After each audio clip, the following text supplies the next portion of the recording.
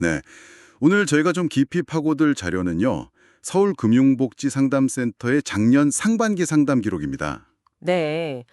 개인 파산으로 이제 빚에서 벗어났다. 이렇게 생각했는데, 예상치 못하게 누락된 채권 때문에 다시 어려움을 겪게 된 분들 이야기가 담겨 있습니다. 맞아요. 이게 파산 면책 결정이 나도 그걸로 끝이 아닐 수가 있다는 걸 보여주는 좀 중요한 사례들이죠. 네. 그래서 이 법의 보호와 또 현실 사이에 어떤 간극이 있는지 저희가 한번 파헤쳐 보고요. 여러분이 이 복잡한 상황의 핵심을 좀 잡으시는 데 도움을 드리는 게 이번 시간 목표입니다. 자, 한번 시작해 볼까요? 네. 특히 이제 본인은 정말 성실하게 모든 빚을 다 신고했다고 믿고 있었는데 나중에 불쑥 누락된 채권이 발견되면 당사자 입장에서는 정말 큰 혼란을 겪게 되거든요. 아, 그렇죠. 첫 번째 사례가 바로 그런 경우인데요.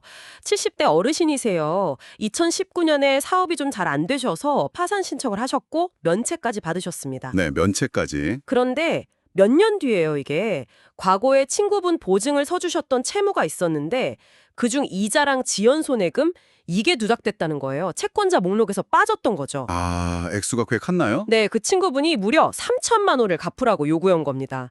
면책 다 받았다고 생각했는데 갑자기 이런 통보를 받으시니 얼마나 황당하셨겠어요. 이야, 3천만 원. 정말 큰 금액인데. 근데 여기서 좀 주목할 부분이 있어요.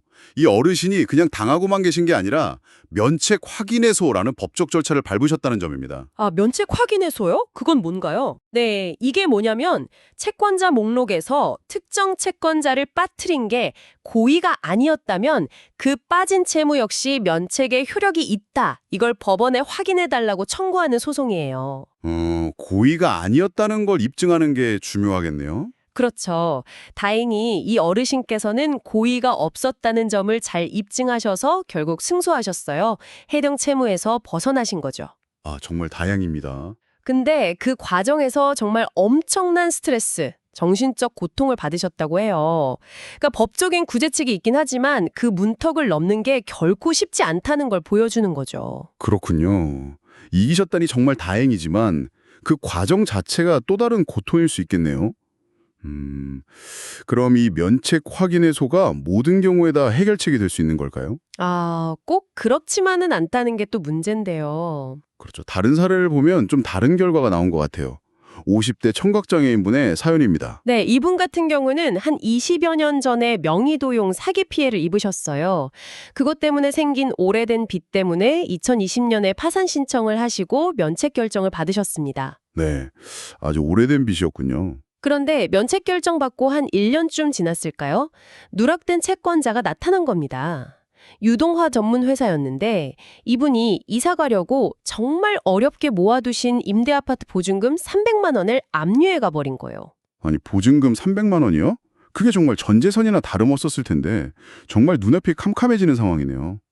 이분도 그럼 면책 확인해소를 생각해 보셨겠죠? 당연히 알아보셨죠. 법률구조공단 같은 곳에 상담을 받으셨는데 결과가 좀 안 좋았어요. 승소 가능성이 낮다 이런 답변을 들으신 거죠.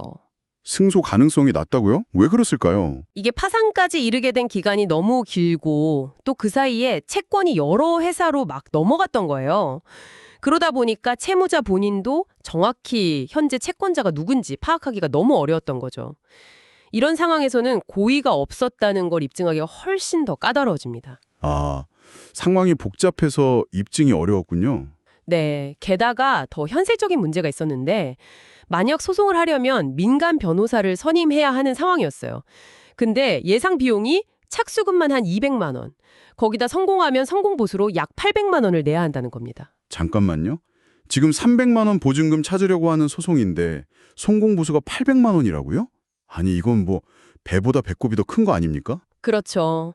현실적으로 소송을 진행할 수가 없는 상황인 거죠.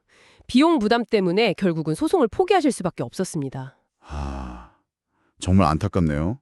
첫 번째 사례랑은 결과가 너무 다르네요. 네, 이런 경우가 사실 적지 않습니다. 파산 상태가 오래 지속되거나 말씀드린 것처럼 채권이 여러 차례 양도되는 과정에서 채무자가 채권자 정보를 놓치는 경우가 많아요. 이게 바로 고의 없음 입증을 어렵게 만들고 결국 법적 구제 절차 이용을 가로막는 현실적인 문제로 이어지는 겁니다. 결국은 법적으로 면책을 받았다고 안심할 게 아니라는 거네요. 누락된 채권, 이런 예상치 못한 암초를 만날 수 있고 면책 확인해서라는 구명 보트가 있긴 하지만 너무 비싸거나 타기 어려운 상황도 있다는 거고요. 이게 우리 사회에 시사하는 바가 뭘까요? 네, 핵심은 바로 그 지점입니다.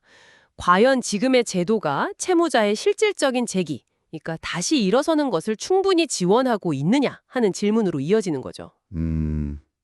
현행 제도는 어떻습니까? 현행 법상으로는요, 면책 결정이 확정되고 나서 7년이 지나야만 이 누락된 채권을 포함해서 다시 파산 신청, 이걸 제도의 파산이라고 하는데 이걸 할 수가 있어요.